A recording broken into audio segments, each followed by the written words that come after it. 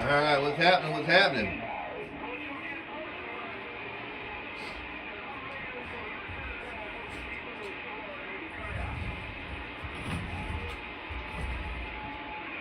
See what we got going on here. Alright, nobody's linked in yet.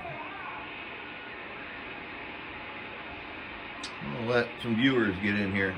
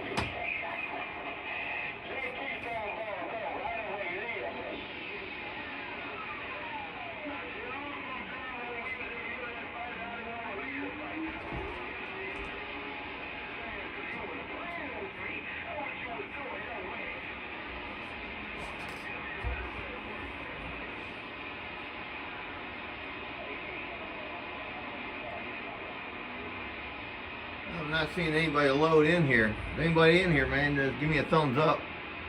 I'm not seeing people loading in here.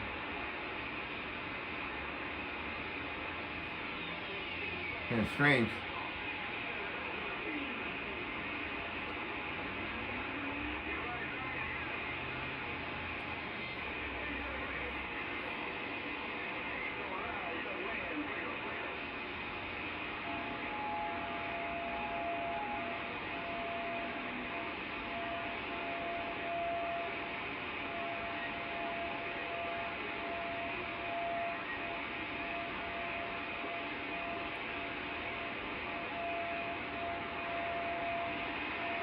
Alright, I see you guys in here.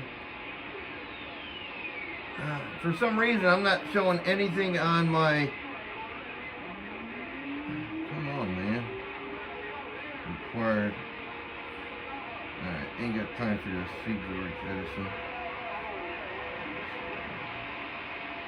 Alright, so I got a few guys up in here. That's cool. For some reason, I'm not showing anything on my screen. So we're just going to go ahead and play forward on this thing. Alright, lower this. Lower all this.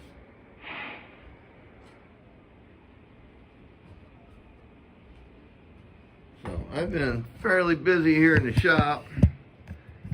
And I got this thing kind of going on now, so we'll get to that. Alright, so what I have here and what I'm getting ready to show you guys, since I figure out this tripod. This unit, this is the third part of this build, and I decided, you know, this is what I wanted to do. It's been something I've been wanting to do for quite a bit of time now, is do the rack stuff, and I did it. Would I want to do it again? Probably not.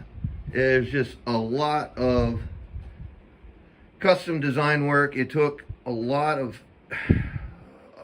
I'm just going to say, a lot of skill just to put all of this stuff in these 3 boxes. So I did a couple really cool things. And outside, first thing is I did a really neat paint job, and there's no way I can control it unless I sprayed them all at the same time, and then it would just kind of look, the whole thing would look the same, I guess. But there's a little contrast here, and colors vary a little bit between the spray jobs.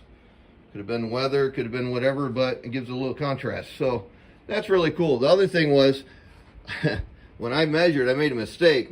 I thought that the 92 millimeter fans would cover the holes that I put in here, but I couldn't slide the rack in. They got in the way, and there was no way to put them on and off easy. So So I came up with a pretty cool idea. I took a perforated screen, aluminum screen, and I bought some hobby magnet with sticky on it, and I just painted it all. Since these are steel chassis on this one, except for the back because I made new ones, it gives me a way to take this on or off, or if I wanted to, I could put a filter behind it or whatnot. But this should be in your house. Your house should pretty much have controlled dust in there. I guess you're your own worst enemy if you don't dust, if you live in a real dusty environment. So on the back end of this, let's see if I can turn it without breaking nothing. On the back end of this unit, I made one mistake. I lucked out one other place, but I didn't have to really scoop it out as far as I did, as I had to scoop out this chassis right here, because I needed a slew cord keeper over about as far as I had it, just to make room. It's action packed in this power supply, and I didn't show the inside of this power supply, and I never intended to. But I will explain about the power supply what I did. There's a 10 gauge slew cord here that goes to a bulkhead of a 50 amp service to run this unit, 50 amps. Now, as y'all know, as you saw the first unit, the 1x4 with an internal power supply, originally it was 120 volts. Well, since then I changed it, cut nice cord down, and I put my own power plug in the back end of this unit. So it's not like I took and designed something cool. Man, if you go back to the 80s on the stereos, you could plug them all in. It's just, I just brought it to what I was working with, what I was designing. It's a great idea. You wouldn't have to have another power source or special plug at your bench to plug in the driver and then plug in this one. Just let it feed right into itself. This has its own breaker here on that service. So for this here is a 20 amp service. I'll give it a 20 amp breaker. All right, or yeah, circuit breaker. But if they break, they break, and they shouldn't break unless there's a problem. So if you have circuit breakers kicking out on you, then there's a problem with your unit. There's a lot of guys out there that do use circuit breakers. I used to use the glass fuses back in the day, the cylinder type. I just kind of got away from them. They're still, I could still use them, but I chose to go with the circuit breaker. So continuing on in the back end of this thing, the power supply, as you can see, has no air holes in the back. Why is that? I have a service fan inside here, and it blows straight across. And then the exit is a perforated grill just like this. It's built into the chassis. So each one of the power supplies has its own breaker. Coming up here to the 16 transistor unit, these air holes and those air holes are totally separate. They're independent. It's ported where the air has to escape from this chassis through the heatsink. There's no way the air can get out. It's a pretty tight cabinet. Now you do have a little bit of back blow, but the fans aren't being blown down onto the amplifier circuit. They're blowing through the amplifier circuit, just kind of colliding in the middle, circles around, and exits out the unit. Kind of the same concept here with the 5 transistor unit and the power supply. I did put a divider wall in here, but it's not airtight, so there's a little leakage here and there, but everything seems to have really good airflow, and they don't seem to get hot. Let's try to turn this back around. So I have a couple extra tools here in line today, as I should, because you just don't always put all your eggs in one basket. So, we have a voltmeter, we have an amp meter hooked up here. We can go over to the watt meter stuff real quick.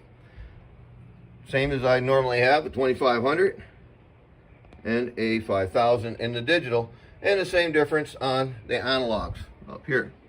All right, for the driver, I'm going to have a 1000 watt slug, and then the input reflection going back to the 16 will be a 25 watt slug.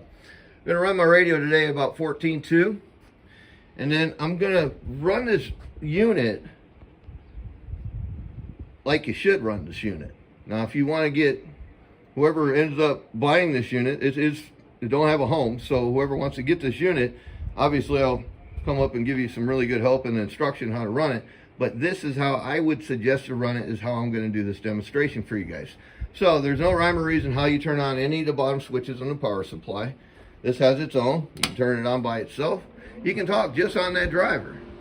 You don't have to have nothing else on. So if you just want to just talk on the driver, you come over here and grab the old microphone and give it a key up, and let's see what we have. So this is the driver. This is what I'm going to drive into this unit to start off with. So here is a 1000 watt slug. Each line is 20 watts.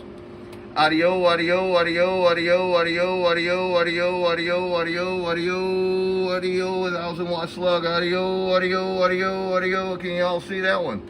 So I am at about 250, 260 watts. Audio, audio, audio, 240, 260, 240, 260. As you can see, it's breathing very well in as I'm speaking. Now let's take a look at just the peaker tweaker. Let's go to 2500. And let's just see what the peak is on that. All right, right here is peak watts. I'm putting about 600 into it. And we can verify that up here on this analog as well. 5000 watt slug. Center scale, each line is 100 watts. So we're looking around 600. Audio, am I peaking it and tweaking it? 600, sure I am. Right there. All right. So moving on up, like the Jeffersons. We just checked the driver. Now, like I said, if you wanted more power out of your driver, there's a couple different ways that you could do that. As I showed in other videos, you can first thing turn up your voltage if you like, or you can turn the potentiometer. In this case, let's be a little quicker. Let's turn this all the way up. Now, mind you, if you turn that up, you're gonna have to turn something down. Typically, your dial watt on your radio just a little bit for you can get that right carrier. See, I'm already way too high. Back her down about here. There we go. 1000 watt slug. Each line's 20 watts. Audio 1 2 1 2 1 2. Audio 1 2 3. So that is, here's your peaker tweaker, 1 2 3 4 5. So right there is, obviously it didn't pick up a lot. All right, we're just doing 600. 1 2 3 4 5. 1 2 3 4 5. Audio 1 2. So we picked up about 100 watts. Voltage is still the same. You don't need that much work going into the 16. At 400 watts or more, it's going to be too much. In fact, take and do a calculation of that. If you took 400 watts and simply divided that by 16, that means you're putting 25 watts per transistor of drive. That's too much. You're going to break something. Yeah, there are the C's in there. Can they take it? Probably could, but you got to remember, drawing more current when you do that. Is those extra little numbers going to help you? So again, like I said at the beginning of this video, I'm going to show you guys how to run this box, or your boxes, or any boxes with HGs sensibly. So this video is really going to help more than just a guy that wants to take and look at something cool that I made. Alright, so moving forward, we just hit this thing at 400 watts RMS. And that's, we really don't need all that. Audio 1 2 3 4, audio 1 2 3 4. You just don't need all that power, really. So, just before we can continue to demonstrate, for the 16 transistor unit, turn on the power supply. And it don't matter how you turn it on. You gotta start hitting switches. That said, take a look at the voltage. Yeah, these are pretty decent meters.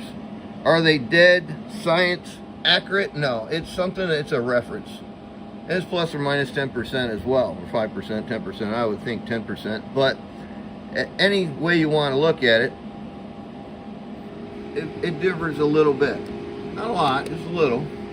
15.8, 15.6, glare everywhere is a glare. So, good enough.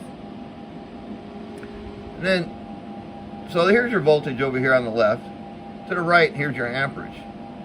There's a little tiny decimal point there. And since these meters weren't really designed for what I'm using them for, all they are is a sampler. But the decibel's in the wrong spot, and you can't remove that. So just disregard that decimal.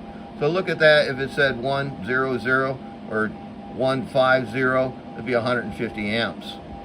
All right. And the power and energy, it actually does come with a book. There's alarms you could set for low voltage, high voltage alarms. It'll flash at you and do all that stuff. I have that stuff kind of just turned off right now. Not necessary. So, that's all running. That's how that all is. Let's turn on the 16.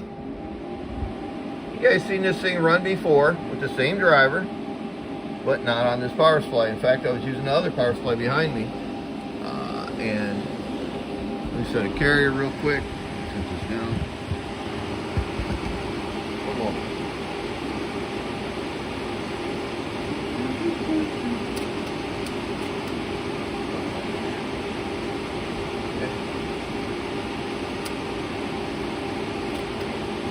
All right. Now,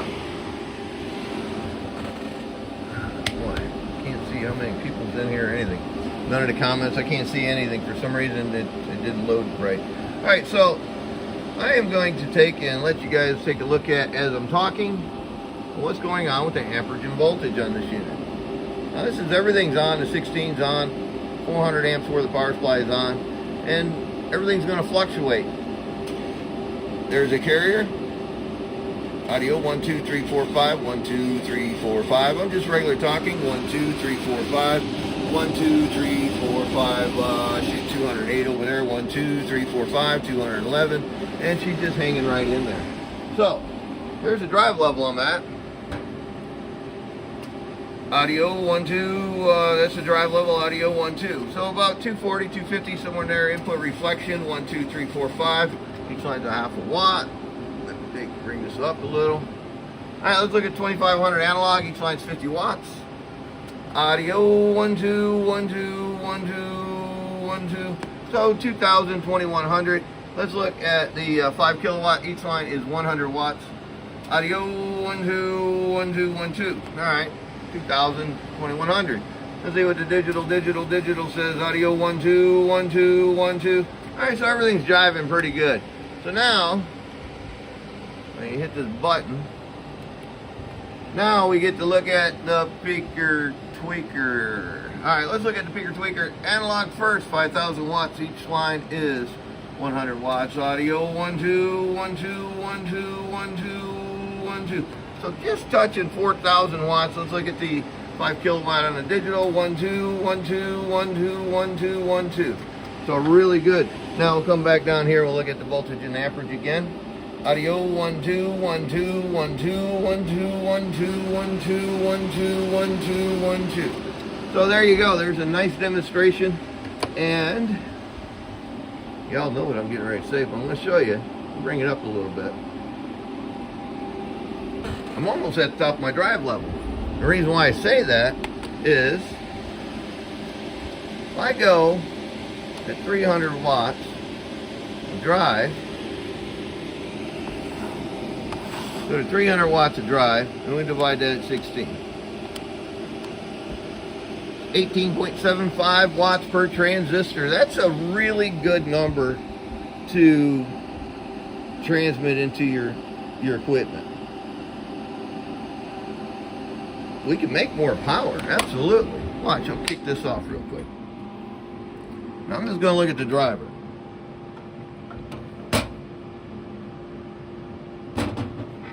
Thousand-watt scale. Audio. So 250, 260. Let's turn that drive level up a bit.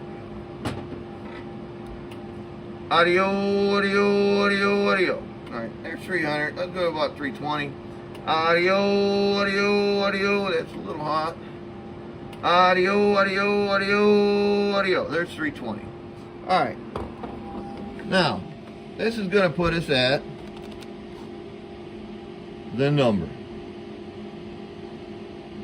320 divided by 16 is 20 watts per transistor. Now you have the C's in there. You take that 20 watts per transistor. Now you take that and you can divide that. What? How many times?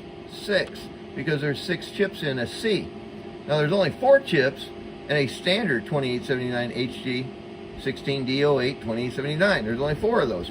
Well, we have to divide 6 times. Yeah, these pills do take a little bit more drive because they have 2 more mouths to feed. So that is 3.33 watts per chip. Now, I'm talking about a chip. You don't know what a chip looks like. Each one of those little squares in there is 1 chip. Alright? That all makes sense now? It all comes together? Good. There's a little talk about that, a little chatter on the interweb. I said, man, these guys really just don't understand. They don't understand, and guess what? I just broke it all down for you guys. Alright, so let's turn this up. Let's back this down a little. See carrier here. A little more up, a little more down. All right, here we go. Take a peek and tweak. Let's take a look. Working wattage. We set it for about 320. Let's see if it stayed there. Audio, audio, audio. Sure did. Input reflection. Audio, audio, audio. Hanging at 2. All right, let's take a look at 2500 analog. Audio, audio, audio, audio. All right, 2000, 22, 50, somewhere in there. Here's a 5 kilowatt. Each line's 100. Center scale. Audio, audio, audio, audio. About 22, 23. Let's look at the analog, digital. 5 kilowatt. Audio, audio, audio, audio. 22. All right, Peek and Tweaker. Did we gain anything on the Peek and Tweaking? What we're curious about. Did we gain audio? 45 there. I don't think it's 45. Audio, audio, audio, audio. More like 41. So we really didn't gain much on the analog, but the digital seemed like it wanted to gain a little bit. I'm not mad at it, but we're splitting hairs. We're actually doing a test. Not trying to sell something that's not there. Molly, are you there? You're napping? What's cracking? Yeah. So now we're at full drive. Let's take a look at the amperage and voltage. What's happening here now? We're at full drive level. Bring that up. There we go. And remember, disregard the decimal point. And here we go. 1, 2, 3, 4. Audio. 1, 2, 3, 4. Audio. 1, 2, 3, 4. So she's dancing around really nice, and she seems to be working really well. Not afraid to on-key it. I can sit there and talk on it all day. 1, 2, 3, 4. Everything just jammed up. Audio 1, 2, 1, 2. So really smooth unit. You don't hear nothing struggling, nothing having a hard time doing what it has to do. Now, if you take in looking for a nice little compact package, it takes about 24 by about 30 to 32 inch footprint to use on your desktop, under your desk. If you want to look at it, you can put it up on a shelf out of the way. Just got to make sure you have enough room for your cables. You don't want to put any extreme bends on there, and you really don't want to. They don't make a really high powered 90 to put on the end of the bird, but you could take in, not have the bird back here. You could have it somewhere else. You just have to line it in with your coax. So the phase angle on this unit is kind of nice, because you end up using a 6-foot jumper, a quarter wave from the zippy driver down to the 16, and then you just need a 12 off to wherever you have to go, or a half a wavelength. Mind you, it might be wise to take and cut that piece coax to frequency that you're hanging out at. Just kind of smart thing to do. So hang on one second here. I'm going to do some other things.